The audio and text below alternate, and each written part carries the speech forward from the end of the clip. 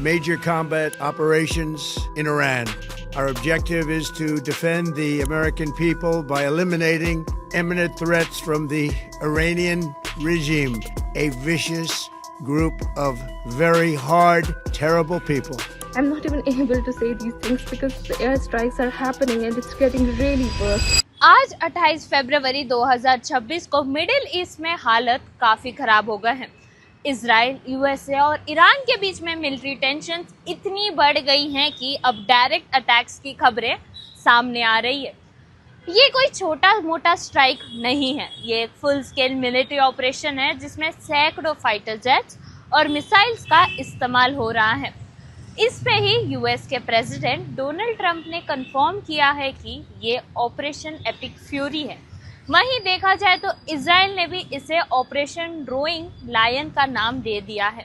अगर हम इनके मकसद की बात किया जाए तो इनका मकसद साफ है, ईरान के न्यूक्लियर ठिकानों और उनके मिसाइल ताकत को पूरी तरीके से नष्ट करना और ख़त्म करना, ये इनका एक ही मकसद है। इसका सबसे ज़्यादा असर वहाँ रहने वाले इंडियंस पर पड़ रहा है। रिपोर्ट्स के मुताबिक ईरान में लगभग 13,000 इंडियन स्टूडेंट्स हैं जो ज़्यादातर MBBS की पढ़ाई कर रहे हैं। इनमें से काफ़ी स्टूडेंट तेहरान, अबू धाबी जैसे बड़े शहरों में रह रहे हैं जहाँ पे टेंशन सबसे ज़्यादा है, क्योंकि खतरा इंडियन के बच्चों पर मंडरा रहा है। इजराइल में रह रहे इंडियंस के लिए वहाँ के इंडियन एम्बेसी ने एक अर्जेंट एडवाइजरी जारी की है। उन्होंने साफ कहा है कि सभी इंडियन सिटीजन्स अटमोस्ट कॉशंस मतलब बहुत ज़्यादा सावधानी बरतना चाहिए, बिना वजह घर से बाहर ना निकले और हमें हमेशा सेफ जोन्स या शेल्टर्स के पास रहना, जो भी लोकल अथॉरिटीज़ वहाँ पे इंस्ट्रक्शंस दे रहे हैं उन्हें फॉलो करना बहुत ज़रूरी है। किसी भी इमरजेंसी के लिए एम्बेसी ने 24/7 हेल्पलाइन नंबर्स भी को ज़्यादा एक्टिवेट कर दिया है, कभी भी कोई सिचुएशन आ पड़ी तो। वहीं ईरान में रह रहे स्टूडेंट्स के लिए भी सिचुएशन थोड़ी मुश्किल हो गई है, क्योंकि वहाँ के एयर स्पेस बंद कर दिए गए हैं। इसका मतलब कि अभी फ़्लाइट्स जैसे इंडिगो, एयर इंडिया वहाँ से नहीं उड़ रही हैं। स्टूडेंट्स को एडवाइस दिया गया है कि वे अपने हॉस्टल्स में ही रहें और साथ ही पैनिक ना करें और साथ ही अपने पासपोर्ट्स हमेशा अपने साथ रखें। I'm an Indian student and currently I'm in Tehran. The situation here feels really worst and uncertain. We really don't know what's going to happen next. We're really grateful that the Government of India and the Ministry of External Affairs are in discussion for our safety.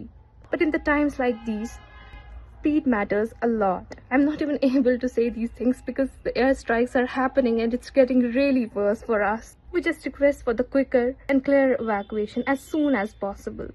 Please do not wait for the situation to get worse. Just help us. Just get us out of here as soon as possible. जैसे हमने देखा कि 13,000 students पर अभी भी खतरा मंडरा रहा है। उनको एडवाइस दिया गया है कि अपने ही हॉस्टल्स में रहें, साथ ही लोकल अथॉरिटीज़ की बात उन्हें सुनना है। और जैसे हमने देखा जो एयरलाइंस वहाँ से उड़ती है वो अभी बंद कर दी गई है, और साथ ही में शायद इंडियन ऑयल जो भी हम क्रूड ऑयल रहेंगे उस पर भी और पेट्रोल्स पे भी अभी पेट्रोल डीजल्स पे भी इसका असर नज़र आ रहा है। देखा जाए तो ईरान, इजराइल और यूके के मामलों में उनका इरादा काफ़ी सख्त और एक ही उनका मकसद है कि वहाँ के मिलिट्री ठिकानों को हमेशा के लिए नष्ट कर देना। तो इस पे देखा जाएगा कि इंडियन स्टूडेंट्स जो 13,000 स्टूडेंट्स वहाँ पे अटके पड़े हैं, उन्हें एडवाइजरी वहाँ से कैसे तुरंत जल्द से जल्द कैसे एक्शन लिया जाएगा और वो 13,000 स्टूडेंट्स को बचाया कैसा जाएगा।